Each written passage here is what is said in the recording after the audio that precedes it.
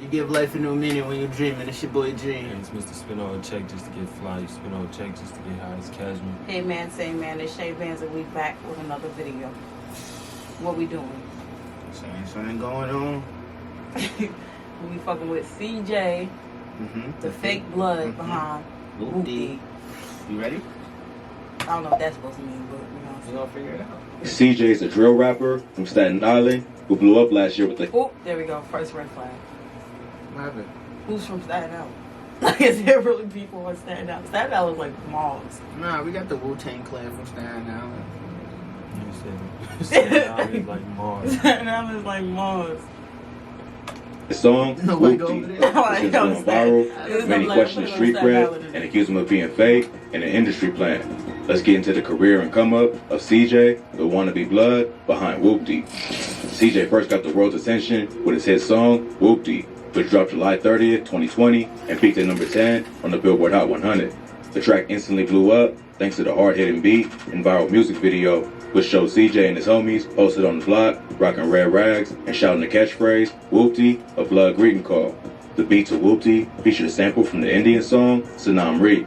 This same sample was famously used in the beat for Exposing Me by Mimo 600 and King Von, which was also remixed by drill rappers like FBG Doug, Ruga, and 22Gs. So, the song became an instant hit because of the familiar beat, generic bars, and catchy hook. Not long after it popped off, people began taking a closer look at CJ to find out if he was really WHOOPTY or just claiming for the clout. CJ grew up in Staten Island and comes from a Puerto Rican family. He started rapping as a hobby when he was 9, but took it more seriously at 14 when he started dropping tracks on SoundCloud and YouTube. He had a few tracks on SoundCloud before blowing up with WHOOPTY, including a song with the OG fake blood, 6ix9ine, called Pop. But none of these tracks... We found it. Niggas called him. We found You the know motivation. what? There we go. 6ix9ine told him, you know. Yeah, you know what you gotta do? Yeah. You know what you gotta do? Just act like, just fake it till you make it. Feel me? Okay. That's what But you the gotta thing do. is, you can tell from the video. Think about 6ix9ine video. He did the same First thing. one, Pulled he the had flags all out. the flags and all the blood niggas. It's like the same. He like a mini me. That shit was weird. made much of an impact online or even in New York City. He self-released the track WHOOPTY in July 2020 using the beat he found on YouTube and became an overnight success. He later signed to Warner Records and Cruise Control Entertainment. But here's where the accusations of CJ being an industry plant first started. The CEO of Cruise Control Entertainment, James Cruz, is also CJ's uncle. CJ said multiple labels reached out to him, but Warner offered the best situation, probably because he had family members in high positions at the company. His uncle James Cruz is a music mogul who has deep connections in the industry. He worked for Reebok in the 90s before making the transition into music and working for Bad Boy. Cruz got close to Puffy and ended up running his entire organization. He worked with Combs Enterprises for almost 10 years before leaving to start his own Latin-focused music marketing firm. So, CJ seemed like the perfect project for his Uncle James, who was looking for the next big Latin star to take over New York. At first, CJ had a more melodic, auto-tune heavy approach to rapping, but this didn't attract much attention. CJ just wanted the clout, and he wasn't trying to spend the next decade grinding in the music industry to make a name for himself. So, he took notes from 6ix9ine's playbook and started making aggressive drill tracks, flaunting his alleged gang ties. To his credit, it worked, and WHOOPTY was one of the biggest songs in New York in the summer of 2020. The track went viral on TikTok too, which boosted its popularity. Plus, it got a major push on radio and other outlets thanks to the ties from his Uncle James. So overnight, CJ went from an unknown rapper to one of the biggest up-and-coming stars in New York. But all the attention also brought questions from fans about who this new rapper was, as well as the gang he was from. He's clearly claiming blood from the bandanas and the use of the term WHOOPTY. But the lyrics to the song are pretty basic and don't say what borough or what set he's from.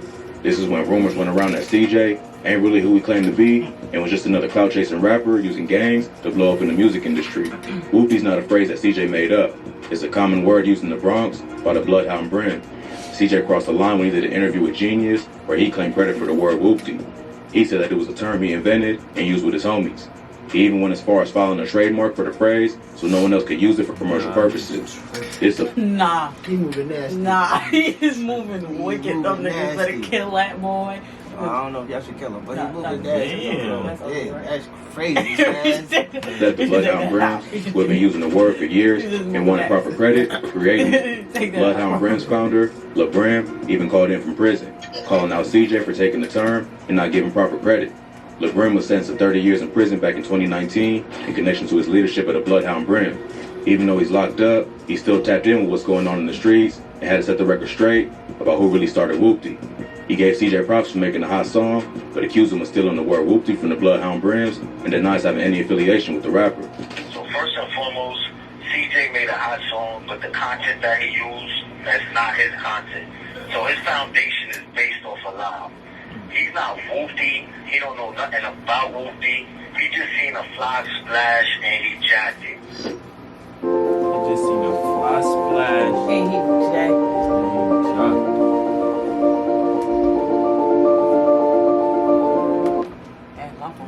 He called him out for claiming the satin lifestyle that he and a bunch of other friends are serving decades in prison over. He says the only reason the song was hot in the first place is because of the respect they built in New York. But he's disrespecting the Brims by saying he created the word. He makes it clear he ain't beefing with CJ or saying he gonna do something to him, but he had to set the record straight about where Whoopty started.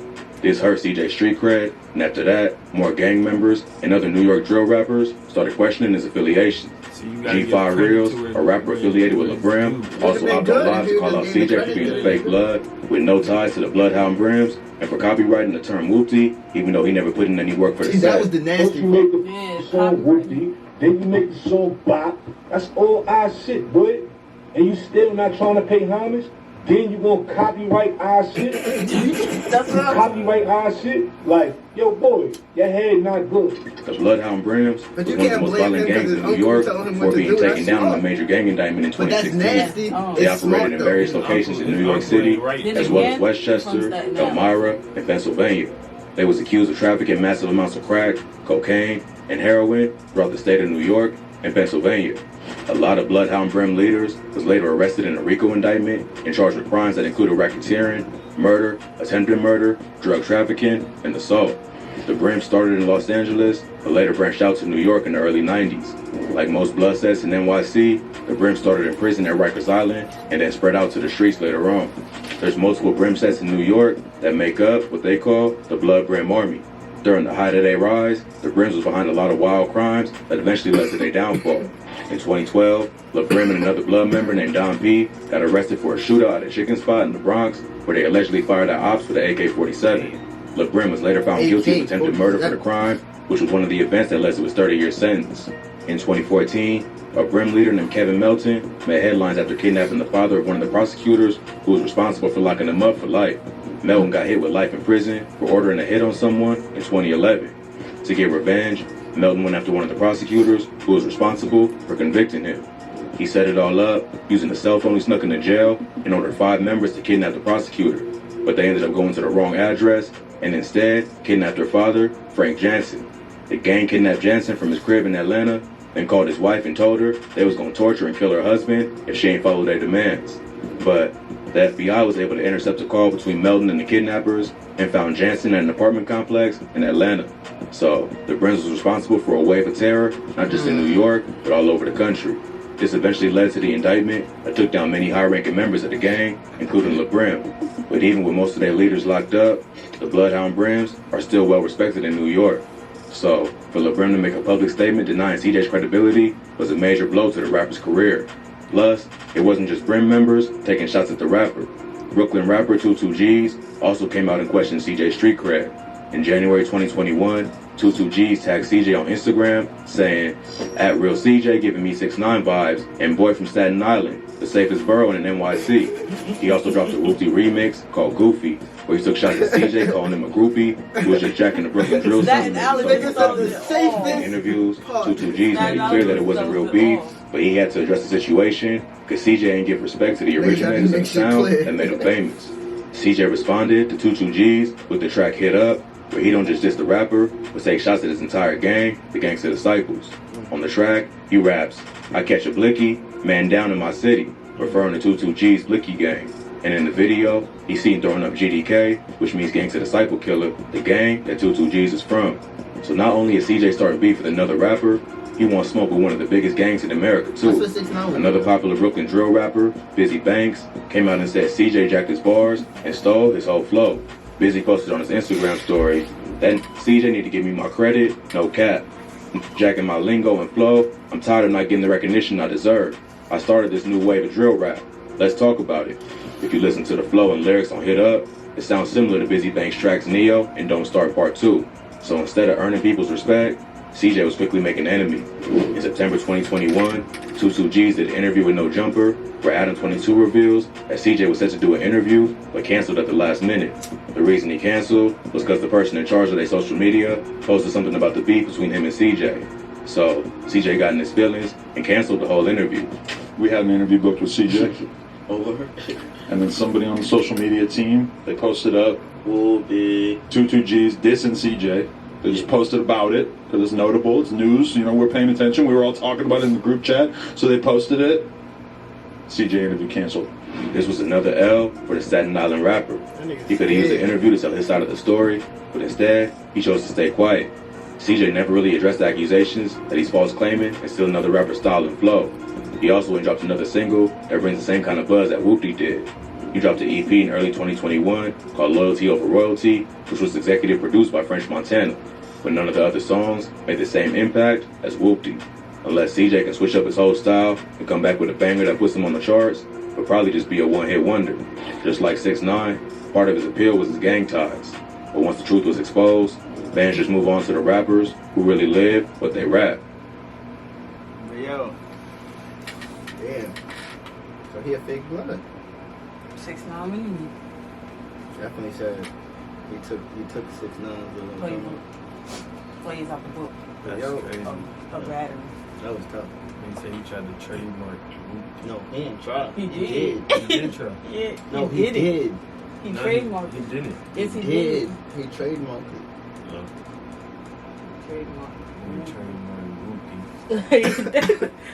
That's like trademarking Let's Go. Nobody else can say Let's Go unless you pay them. or pause. Mm. Trademark pause. But yo, like, comment, and subscribe. Put more videos in the comments. And you give life a new meaning when you're dreaming. It's your boy Dream. And it's Mr. Spin All Check just to get fly, spin all check just to get high as Cashmere. Hey man, say man and shade man, and we out.